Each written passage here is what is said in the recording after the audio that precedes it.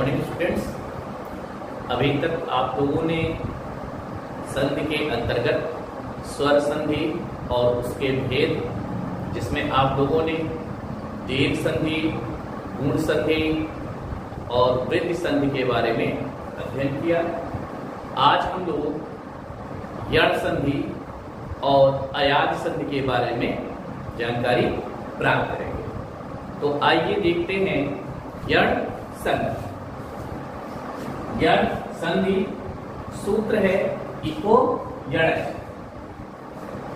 ठीक, यानी कि इको यणचि, जिसका मतलब है कि इक प्रत्याहार वाले वर्ण। इसमें देखिए दो प्रत्याहार हैं, इक प्रत्याहार और दूसरा जो है वह यण प्रत्याहार। यण प्रत्याहार, ठीक है। तो इक प्रत्याहार वाले वर्ण को यण प्रत्याहार बना देते हैं। इक प्रत्याहार के अंतर्गत कौन कौन से वर्ण आते हैं पहले उसको देख लीजिए। इक में आएगा ई, उ, री, ली, ई, उ, री, ली। और यण प्रत्याहार में क्या आएगा? य, व, र, ल। य, व, र और ल, ठीक है। तो इसमें क्या है कि यण संधि में सूत्र इसका इको यणचि है, जिसका अर्थ है कि इक प्रत्याहार वाले वर्ण को हम यण प्रत्याहार बनाते हैं। परिभाषा क्या होगी कि जब इक प्रत्याहार वाले वर्ण के बाद कोई असमान स्वर आए तो ई का य, उ का व, री का र और री का ल हो जाता है। ठीक, यहां पर आप देखिएगा परिभाषा इसकी। जब ह्रस्व या दीर्घ ई, उ, री के बाद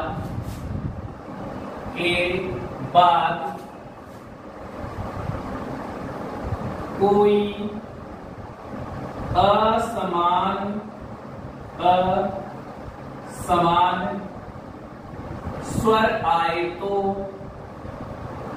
स्वर आए तो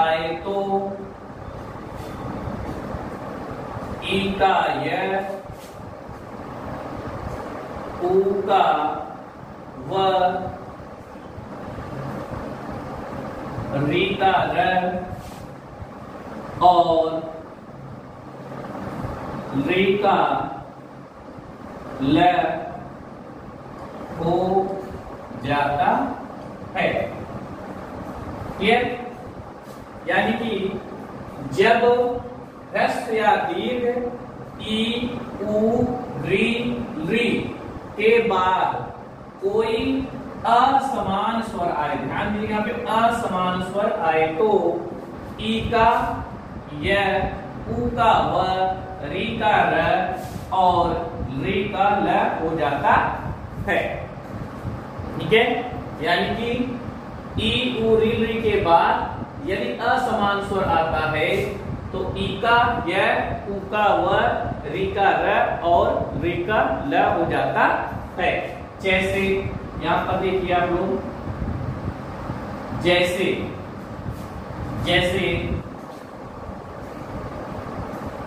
प्रतिधन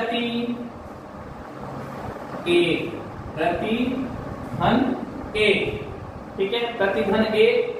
अब यहां पर देखिए कि पहले पद का, इसमें जो है पहले पद का अंतिम अक्षर, पहले पद के अंतिम अक्षर में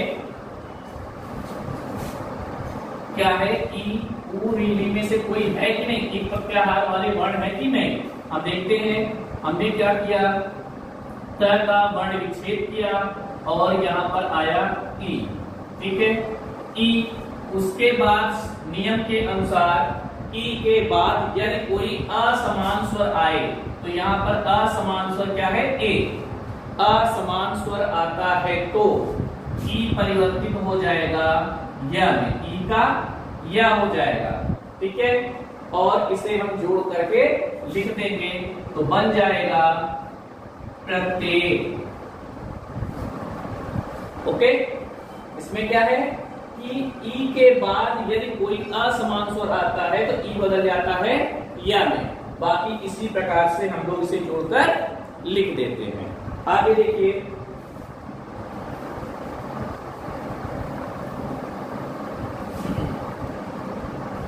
जैसे यहां पर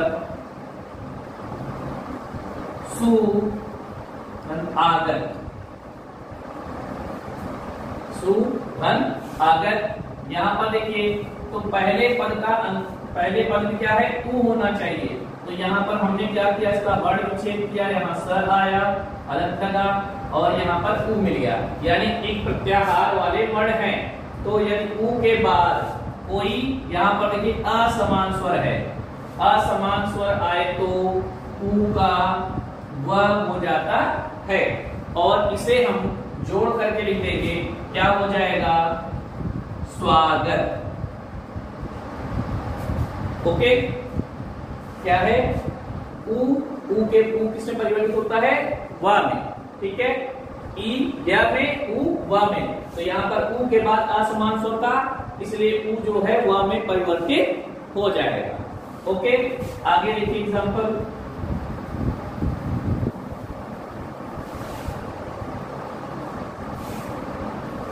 यहां देखिए मातृ आज्ञा, मातृधन आज्ञा, यहां पर देखिए यहां पर क्या है, त हुआ और यहां आया क्या, री, ठीक है। री के बाद यहाँ क्या है, असमान स्वर है, तो री के बाद यदि असमान स्वर आएगा तो री का क्या हो जाएगा, र हो जाएगा, री का र।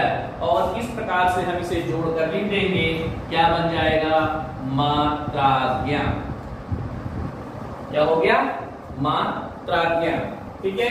त और र मिलकर क्या हो गया, त्र हो गया। बाकी जोड़कर हम लिख दे रहे हैं, क्या हो गया, मात्राज्ञा। तो री किसमें परिवर्तित हुआ, र में परिवर्तित हुआ है। आइए आगे देखिए,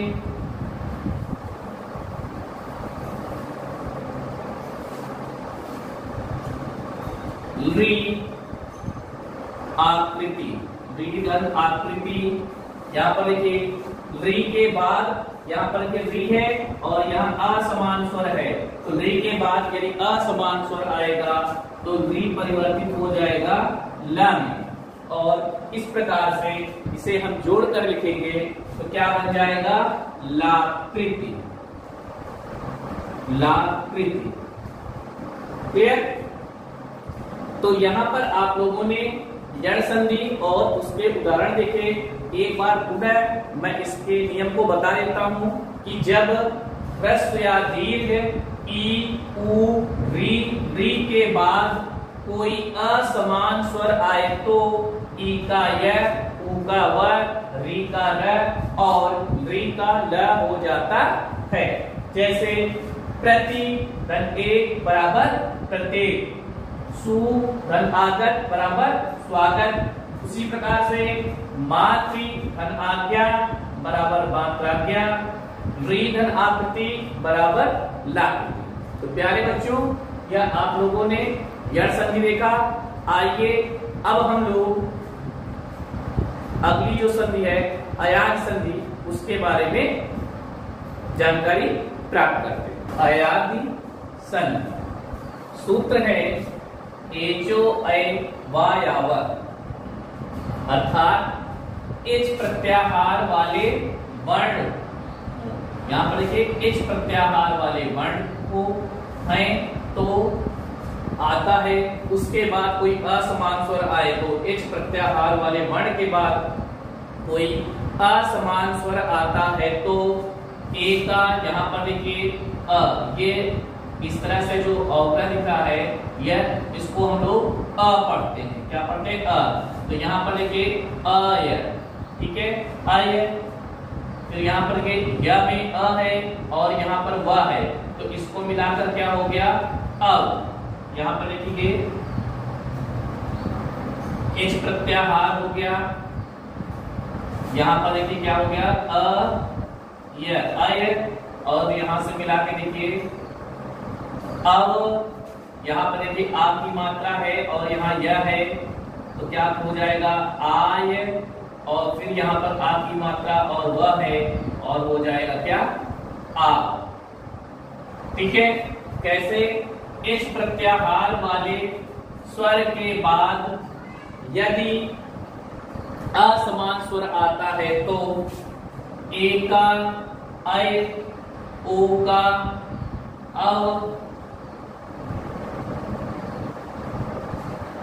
अय का आय, अय का आय और औ का आव हो जाता है। यहां पर देखेगा क्या है कि ए का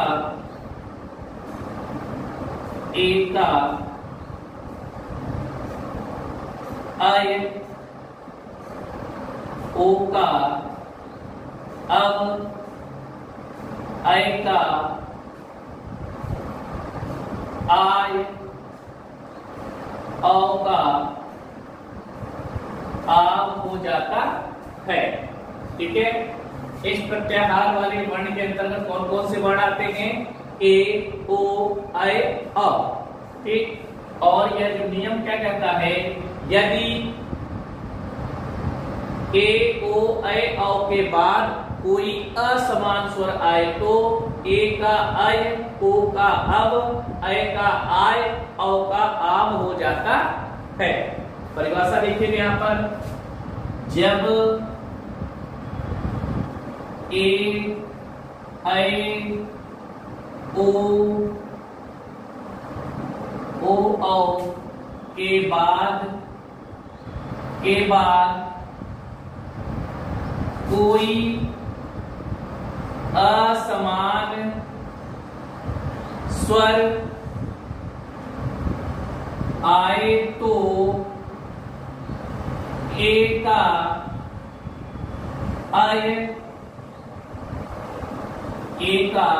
अय, अय का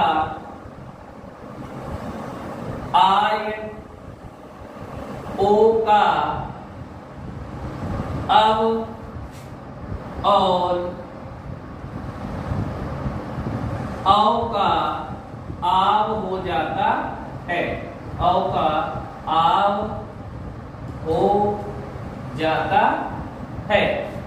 ठीक है, फिर से समझिएगा कि जब ए, अय, ओ, औ के बाद कोई असमान स्वर आए तो ए का अय, अय का आय, ओ का अव और औ का आव हो जाता है। ठीक है, जैसे उदाहरण देखिएगा, जैसे ने धन अन, यहां पर ने धन अन। अब यहां पर देखते हैं कि पहले पद में ए है कि नहीं है। हमने क्या किया, इसका वर्ण विच्छेद किया और यहां पर आ गया ए, यानी अब सूत्र क्या कह रहा है, यदि ए के बाद कोई भी असमान स्वर आता है तो ए का अय हो जाता है। ये क्या हो गया, अय हो गया, और हम इसे जोड़कर लिखेंगे तो हो जाएगा नयन। ओके, क्या हो गया, नयन। इसी प्रकार से आगे देखिए अगला उदाहरण,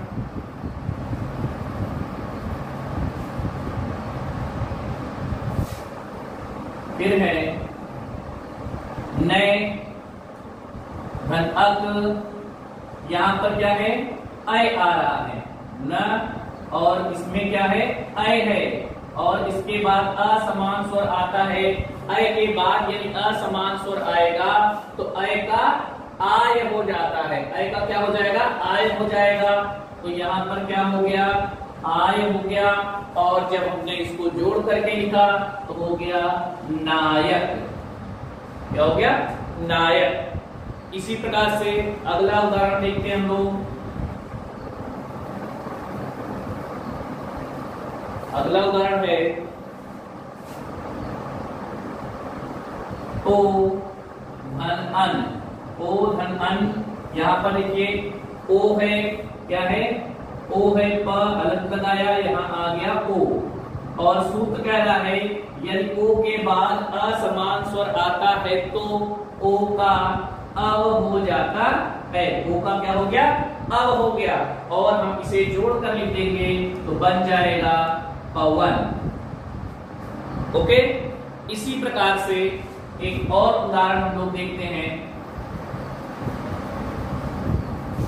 अब आगे देखिए, यहां पर हमने क्या किया, इसको कह दिया पौ, औ की मात्रा हो गई, और उसके बाद यहाँ पर अन। अब इसके बाद हमने देखा यहाँ पर औ है कि नहीं, प हलंत लगाया और यहाँ पर आ गया औ। सूत्र क्या कहता है कि औ के बाद यदि असमान स्वर आए तो औ बदल जाता है आव में। किससे बदल गया, आव में। और इस प्रकार से इसे जोड़कर लिखेंगे तो हो जाएगा पावन। क्या हो गया, पावन। ठीक है, क्या हो गया ये, पावन। ठीक है, तो इस प्रकार से एक बार पुनः इसे हम देख लेते हैं। क्या है कि जब ए ऐ ओ औ के बाद कोई असमान स्वर आए तो ए का ऐ का आय, ओ का अव और औ का आव हो जाता है। जैसे ने धन अन बराबर नयन, नय धन अक बराबर नायक, ओ धन अन बराबर पवन और पौ धन अन बराबर पावन। तो प्यारे बच्चों, आज आप लोगों ने संधि के अंतर्गत स्वर संधि के भेद में यण संधि और अयाज संधि के बारे में आप लोगों ने जानकारी प्राप्त की। आप लोग अपनी गृह कार्य की कॉपी में यण संधि और अयाज संधि के 5-5 उदाहरण लिखेंगे। तो आज के लिए इतना ही, धन्यवाद।